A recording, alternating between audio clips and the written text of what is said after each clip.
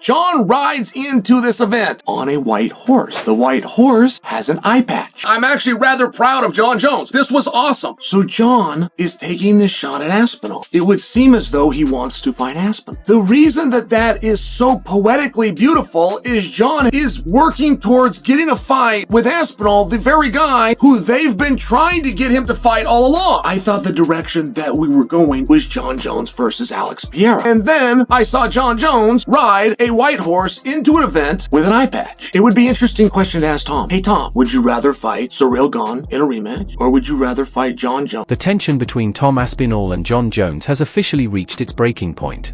After weeks of silence, Tom Aspinall has finally had enough of the mockery, the mind games, and the constant disrespect. What began as a simple no-contest fight has now evolved into one of the ugliest rivalries the UFC has seen in years. Since then, Tom's father has confirmed that his vision remains blurry and that he's been in and out of treatment ever since. The fight should have been stopped. He couldn't see. It was a foul. He couldn't see. Then you can't fight. You know, if he'd have got knocked out with a head kick next, then it would have been worse. I don't know. And then he said, sometimes when your eyes hear like that, it can become displaced and stay there. And they did a few tests on that and they said it doesn't seem like that.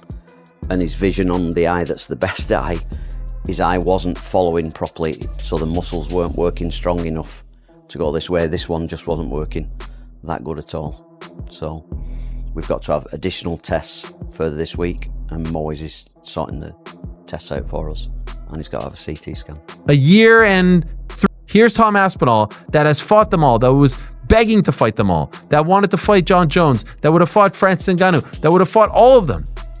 Here's Tom Aspinall being called a quitter. Here's Tom Aspinall having his heart questioned, having his integrity questioned. We talked about going into this fight, how obviously after everything that transpired over the past year, it would have been an absolute nightmare if he would have lost, right? The pressure, the Jones talk, all that stuff. Now this wasn't a loss, but it's the next worst thing. Because now his heart has been called into question. His integrity has been called into question. He's being called a coward, a quitter. Why? Because he got poked in the eye. Why? Because he refused to fight blind. In some fakakta world that we live in, the guy who had a foul inflicted on him is the one getting the heat. Not the one who ended the fight, intentional or not. It's the guy who couldn't continue because he didn't show enough heart, because he was hit with an illegal foul multiple times and refused to continue. Couldn't do it. He's a quitter. He's a coward. He's a duck. Whatever you want to say. Now, I know a lot of this comes from people who, had money on the fight or are Gane fans. I get it. People are emotional. They go online. I'm not trying to put any more stock into any of this. But a lot of this could have been calmed down. A lot of this could have been quieted, could have been subdued if perhaps, I don't know, the face of the company would have gone to the press conference and said, look, that was a great fight. That was a great round. We're going to rebook it right away.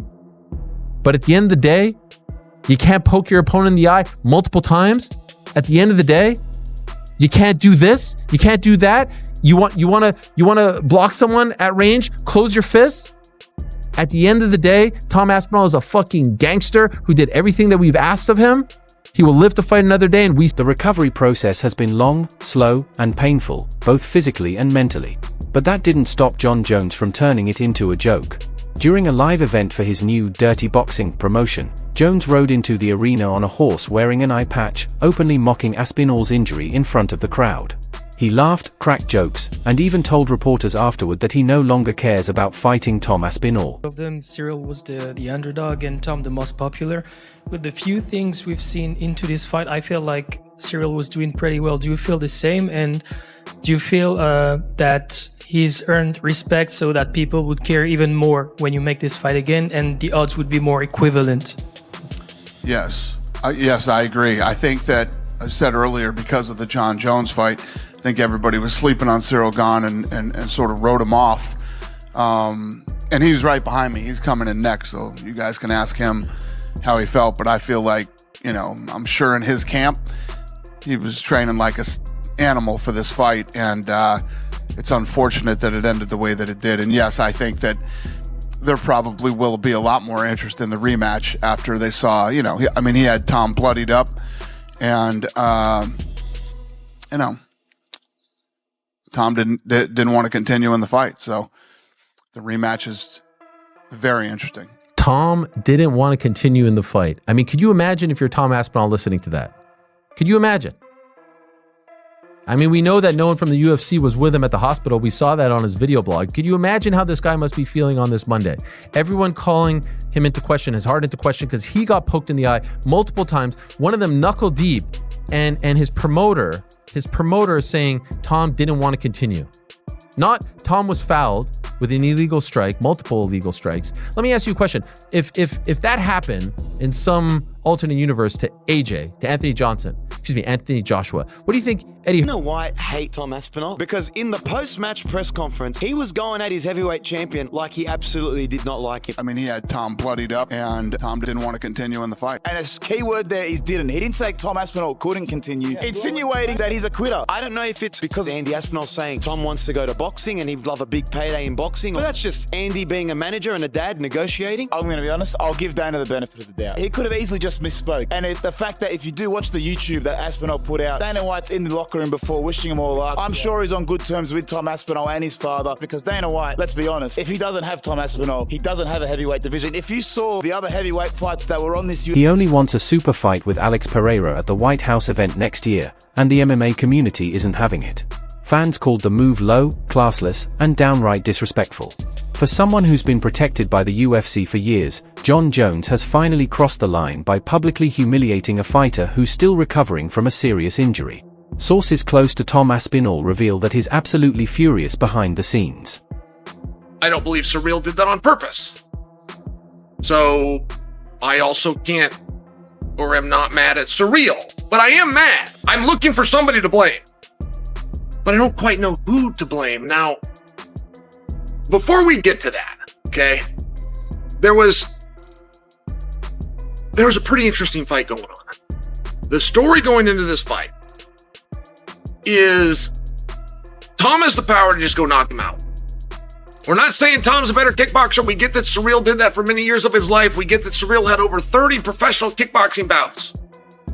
But Tom, a little younger, a little bigger, shown to have a little bit better power if you just want to look at results, and has the ability to knock him out. However, if Tom tests that and doesn't knock him out, he'll just take him down and beat him up. I mean, this was the belief going in, guys. Tom was a 3.5 to 1 favorite. Tom told everybody that was willing to listen, I shouldn't be a 3.5 to 1 favorite.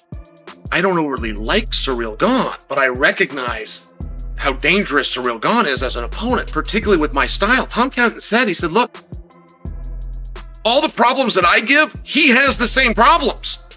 I move well on my feet for a heavyweight. I'm strong on my feet for a heavyweight. I'm not afraid to step in and trade for a heavyweight. He does all of those same things. There was one noticeable exception, which is Surreal defensively was better on his feet.